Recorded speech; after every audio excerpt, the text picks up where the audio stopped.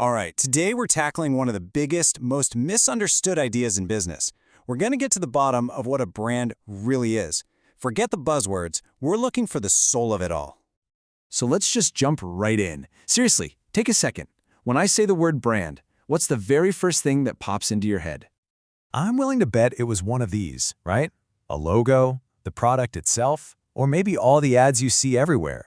And look, those are super common answers, but they're also the biggest myths out there, so let's bust them. Okay, first, the logo. Now, don't get me wrong, a logo is absolutely crucial, but it's just one tiny piece of the whole puzzle. You know? A good way to think about it is like a mask. It's the face the brand puts on for the world, sure, but it's not the actual person underneath. It's just a part of the identity, not the whole thing. All right, so what about the product? Well, the product is the thing you actually sell.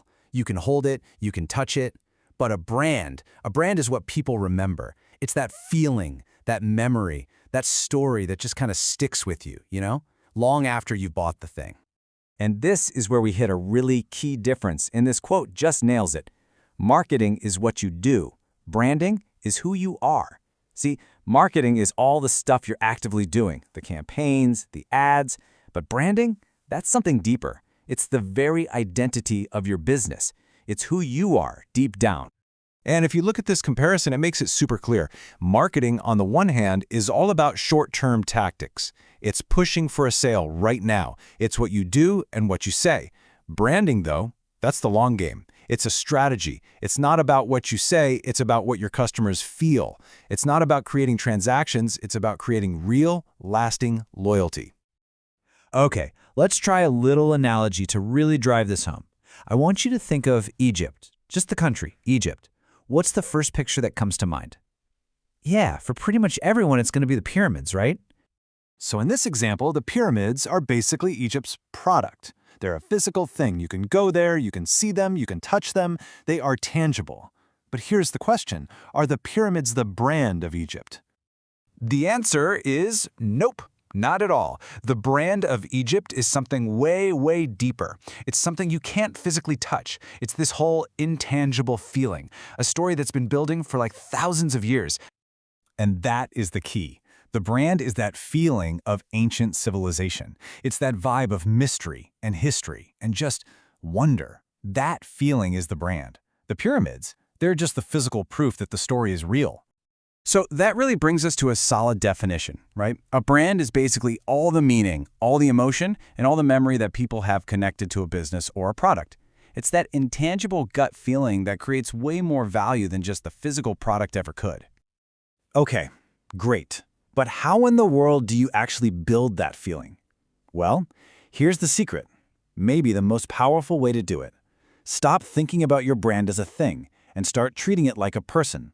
A person with a real personality, with values, with a point of view. You know what? Let's try a quick little thought experiment. I'm going to list some car brands, and I just want you to imagine them as people. Like if they walked into a party, who would they be? What's their personality? All right, here's the lineup. We've got Ferrari, Mercedes-Benz, Jeep, Toyota, and Volkswagen. Just take a second. Picture them. I bet you already have a pretty vivid idea for each one, right? So, let's see how close you got. You probably pictured Ferrari as like the seducer, right? Fiery, passionate. Mercedes-Benz, the ruler, totally composed, a leader. Jeep is the adventurous, rugged explorer. Toyota, that's the everyman, friendly, reliable, kind of the girl next door. And Volkswagen is the creator, a little quirky, artistic, independent. See? We just naturally give them these human personalities. And this isn't just a fun little party game. This whole idea is actually a really powerful strategy called brand archetypes. It's a framework that uses these universal character types that we all just get, like the hero, the sage, the lover. It helps give a brand a really clear personality that makes it feel human, something we can actually connect with. Let's run through a few more of these. You've got the ruler, like Mercedes, all about control and leadership. Then there's the explorer. Think the North Face or even Starbucks, all about seeking freedom and adventure.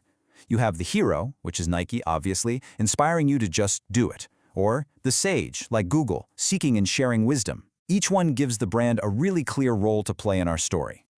And the whole point of this isn't just to pick a fun personality. It's about defining your brand's role in the world. It gives you a roadmap, a North Star, so you can tell a consistent story in everything you do, from the products you make to the ads you run. Okay, so this all leads to the right way to build a brand. And listen, the sequence here is everything. You have to start from the inside and work your way out. It all starts with number 1, being. You have to define who you are first, your purpose, your values. Only then can you move on to thinking about strategy, then doing things that actually prove who you are, and finally, saying it with your marketing. And the result of all that? The final step, feeling. That's what your audience is left with. And if you remember one thing from this whole explainer, make it this. So many companies get it backwards. They jump straight to the doing and the saying without ever figuring out the being part. You have to be crystal clear on who you are before you even think about what you're going to do or say. Here's maybe the simplest way to put it. Branding is the soul. Marketing is the voice. And your job is to make damn sure that the voice is always, always true to the soul. So I'll leave you with this question to chew on. Think about your own company, or even just a brand you love. If it were a person, who would it be? Really think about it. Because answering that, that's the real first step to building something people don't just buy from, but actually believe in.